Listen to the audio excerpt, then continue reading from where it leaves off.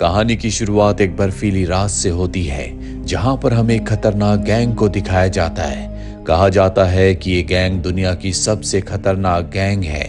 इस गैंग के जो दोनों लीडर्स होते हैं वो भी यहीं पर हैं। इन्हें आज रात को धमकी मिली है और धमकी देने वाले और कोई नहीं बल्कि शैडोज हैं। ये ऐसे लोगों का ग्रुप है जो इंटरनेशनली लोगों को मारते हैं। ये बहुत ही खतरनाक है। इस गैंग को कहा गया होता है कि आज तुम्हें मारने के लिए लड़कियां आएंगी और तभी इनके सामने एक लड़की आती है जो इन्हें एंटरटेन करने के लिए आई है। वो इनके सामने अपना म्यूजिक प्रेजेंट करती है। एक लीडर को बहुत अच्छी लगती है, इसीलिए वो उसे अपने साथ ले जाता है और तभी पीछे से वो नकाबपोश कातिल आती है जो उस लीडर को मार देती है। उसकी चीख की आवाज सुनकर उसका पार्टनर जो कि दूसरा लीडर है वो भी वहां पर आ जाता है और उस लड़की से पूछता है कि इसे किसने मारा।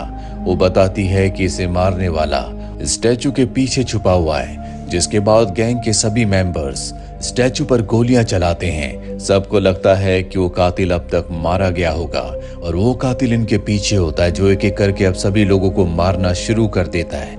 लेकिन जब उस लड़की को जो यहाँ पर एंटरटेन करने के लिए आई थी गोली लग जाती है तो उस कातिल का ध्यान भटक जाता है और इसी मौके का फायदा उठाकर गैंग का जो दूसरा लीडर है उसे गोली मार देता है। जिसके बाद उसका नकाब हटाया जाता है। ये सच में एक लड़की होती है और तभी लाइट चली जाती है। यहाँ पर एक दूसरी कातिल आ चुकी है जो सभी लोगों को मार देती है और अब उसके सामने लीडर है।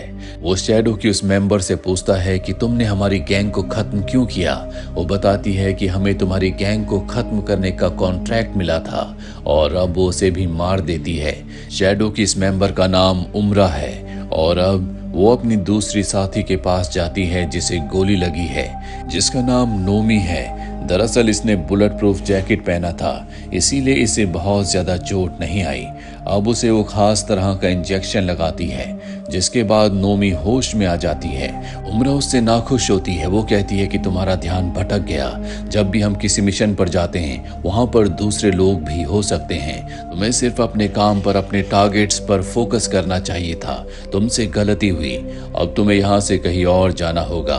वो उसे कुछ गोलियां देती है और कहती है कि इनमें से एक गोली रोज खाना, तुम जल्दी ठीक हो जाओगी। और अब यहाँ पर इनका बॉस भी आता है। वो कहता है कि तुम्हें अगले मिशन पर जाना होगा। उम्रा कहती है कि नोमी हमारे साथ नहीं जाएगी। उसका बॉस उसकी बात मान जाता है और वहां से चला जाता है। उम्रा नोमी को एक प्लेन में बिठाती है और कहती है कि मेरे कॉल का इंतजार करना, मैं तुम्हें जरूर कॉल करूंगी। इसके बाद नोमी एक गोली खाती है और अब वो जकार्ता में बस गई है। अब वो हर रोज सुबह उठकर अपनी एक्सरसाइजेस करती है, साथ ही एक गोली रोज खाती है। इसके बाद वो एक सीक्रेट जगह पर जाती है जहां से उम्रा को कॉल करती है, लेकिन वो उसकी कॉल को रिसीव नहीं करती। दरअसल नोमी जानना चाहती है कि उसके आगे का मकसद क्या है। अब वो वापस आ जाती है। उसी की बिल्डिंग में एक 13 साल का लड़का मोंजी रहता है जो अपनी मॉम को संभाल रहा है। दरअसल उसकी मॉम ने आज बहुत ज्यादा शराब पी ली है। नोमी को ये देखकर बहुत अजीब लगता है क्योंकि मोंजी बहुत छोटा बच्चा है। इस उम्र में उसे देखभाल की जरूरत है जबकि वो अपनी मॉम की देखभाल कर रहा है।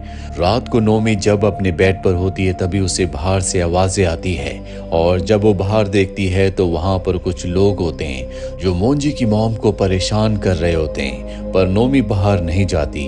अगली सुबह एक बार फिर से वो अपनी गोली खाती है और जब वो बाहर आती है तो उसे पता चलता है कि मोंजी की मॉम को किसी ने मार दिया है। हालांकि बाहर पुलिस भी होती है, लेकिन पुलिस का जो हेड होता है वो भी उन लोगों से, उस गैंग से मिला हुआ है जिसने मोंजी की मॉम को मारा है। अब नोमी एक जगह खाना खाने के लिए जाती है। कुछ देर के बाद वहां पर मोंजी भी आता है। वो उससे कहता है कि मुझे भूख लगी है।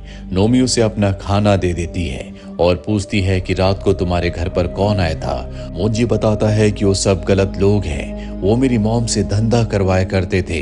उन्होंने मेरी मॉम को नशे की आदत लगवाई और अब उनका कहना है कि नशे के ज्यादा डोज की वजह से मेरी मॉम की मृत्यु हुई है, जबकि सच ये है कि उन्हीं लोगों ने मेरी मॉम को मारा है। यहाँ पर नोमी मोंजी के पास एक चाकू देख लेती है जो कि उसने अपनी मॉम के कातिलों से बदला लेने के लिए अपने पास रखा है। नोमी उसे समझाती है कि तुम अभी बहुत छोटे हो। इसके बाद नोमी मोंजी को उसकी मॉम की ग्रेव के पास ले जाती है जहाँ पर वो अपनी मॉम की ग्रेव के सामने बैठकर कहता है कि मैं आपको बहुत मिस करता हूँ, आप वापस आ जाओ। और अब नोमी और मोंजी की दोस्ती हो चुकी है। दोनों को एक दूसरे की कंपनी बहुत अच्छी लगती है। अगले दिन नोमी देखती है कि मोंजी के घर का दरवाजा खुला हुआ है। वो घर के अंदर जाती है लेकिन वहां पर उसे मोंजी कहीं नहीं दिखता। तभी एक आदमी इनके घर के अंदर आ जाता है जो अपने बॉस से फोन पर बात कर रहा होता है जिसका नाम हागा है। दरअसल ये आदमी यहाँ पर सारे सबूत मिटाने के लिए आया है, यानी कि ये उन्हीं में से एक है जिन्होंने मोंजी की मॉम को मारा है। उसे सबूत मिल जाते हैं, पर इससे पहले कि वो सबूत लेकर यहाँ से जाता उसके सामने नोमी आ जाती है और पूछती है कि मोंजी कहाँ पर है। वो आदमी उसके ऊपर हमला करता है लेकिन नोमी चंद ही पलों में उससे जमीन पर धराशायी कर देती है और कहती है कि मुझे बताओ कि मोंजी कहाँ है। जिसके बाद वो आदमी उसे हागा के होटल लेकर आता है जहाँ पर नोमी की मुलाकात हागा की बहन से होती है।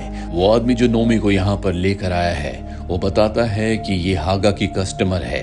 हागा की बहन कहती है कि मैं हागा से पूछ कर आती हूँ और जब वो हागा के पास जाती है तभी यहाँ पर नोमी रिकॉर्डेड फुटेज में देख लेती है कि मोंजी को यहीं पर लाया गया था। इसीलिए वो उस कमरे में चली जाती है जहाँ पर हागा की बहन हागा से परमिशन लेने के लिए गई थी। वो इन दोनों के ऊपर हमला कर देती है। इस हमले में हागा की बहन बेहोश हो जाती है और अब उसका शिकार हागा है। वो उससे पूछना चाहती है कि मोंजी कहाँ पर है, पर तभी हागा की बहन को होश आ जाता है। उसे वहां पर गन मिल जाती है और अब वो गन उठाकर चारों तरफ गोलियां चलाने लगती है और गलती से गोली हागा को लग जाती है जिस वजह से वो वहीं पर दम तोड़ देती है।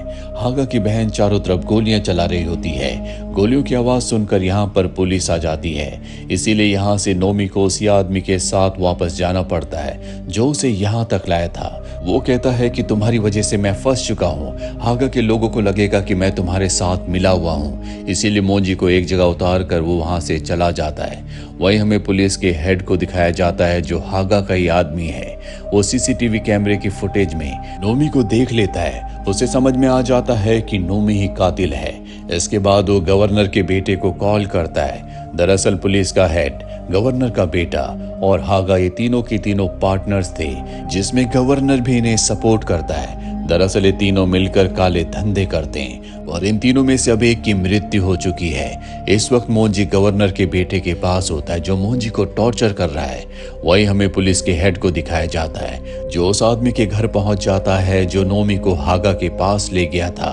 और अब पुलिस हेड जिसने नकाब पहना हुआ है वो उससे पूछता है कि वो लड़की कहाँ पर है। वो आदमी बताता है कि मुझे उसके बारे में कुछ नहीं पता, मैंने उसे सड़क पर छोड़ दिया था, मुझे नहीं पता कि इस वक्त वो कहाँ पर है।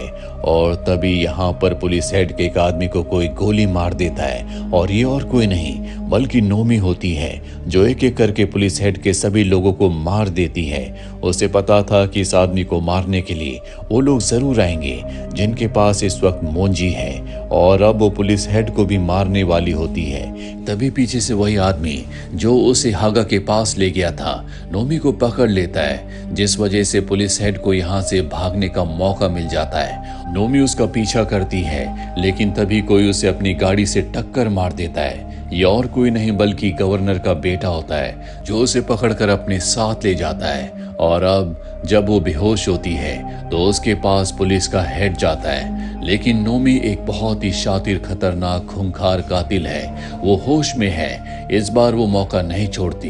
पुलिस हेड को सबके सामने मार देती है जिससे गवर्नर का बेटा पूरी तरह से तिलमिला जाता है। वो नोमी के हाथ बंधवा देता है। एक ही रात में उसने अपने दोनों खास साथियों को खो दिया है जिनकी मौत का बदला अब वो नोमी से लेना चाहता है। पर इससे पहले कि वो नोमी को मारता वहां पर खुद गवर्नर आ जाते हैं। वो कहते हैं कि जब तक हमारे पास मोंजी है ये हमारा कुछ नहीं कर सकती।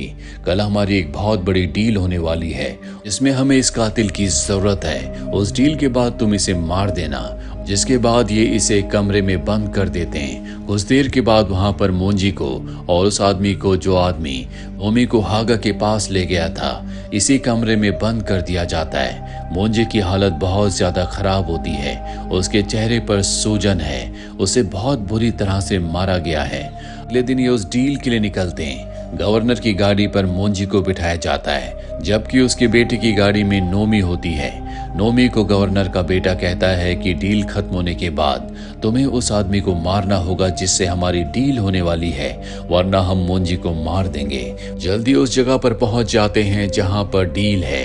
नोमी को एक बैग दिया जाता है जिसमें नशीले पदार्थ हैं, जो उसे सामने खड़े आदमी, जो कि डीलर है, उसे देना है। वो उसे पैसों से भरा हुआ बैग देगा। नोमी बैग लेकर जाती है और पैसों से भरा हुआ बैग लेकर गवर्नर के बेटे के पास आ जाती है, जिसके बाद गवर्नर का बेटा पैसे चेक करता है और नोमी को गन देता है और कहता है कि तुम्हें अपना काम करना होगा। वो डीलर से कहता है कि ये लड़की तुम्हारा गिफ्ट है। नोमी उस आदमी के पास जाती है, पर इससे पहले कि वो उस आदमी यानी कि डीलर को मारती, कार में वो आदमी जो नोमी को सबसे पहले हागा के पास ले गया था, वो देखता है कि मोंजी सांस नहीं ले रहा, उसकी मृत्यु हो चुकी है। ये बात वो नोमी को बता देता है, जिससे नोमी को बहुत दुख होता है। यहाँ पर डीलर को पता चल चुका होता है कि गवर्नर का बेटा उससे धोखा दे रहा है, इसीलिए वो अपने आदमियों से कहता है कि गवर्नर के बेटे और उसके सभी आदमियों को मार दो। दोनों तरफ से फायरिंग होना शुरू हो जाती है, जिस फायरिंग के दौरान जानबूझकर उस गाड़ी का दरवाजा वो आदमी खोल देता है जो कि मोंजी के साथ है, जिस कार में गवर्नर भी है। और अब दरवाजा खोलने के बाद बाहर से गोलियां चलती है, जिसमें गवर्नर की मौत हो जाती है। अपने पिता की मृत्यु से गवर्नर का बेटा अपना आपा खो बैठता है। वो उस डीलर के पास जाता है जिससे वो डील करने के लिए आया था और उसे मार देता है। उसके सामने अब नोमी है, पर नोमी एक खूंखार कातिल है, वो उसके सामने टिक नहीं सकता। नोमी उसे बहुत बुरी तरह से मार देती है। यहाँ पर हागा की बहन भी होती है, ये उसे भी मार देते हैं। इनके सामने अब मोंजी है, जिसकी मृत्यु हो चुकी है।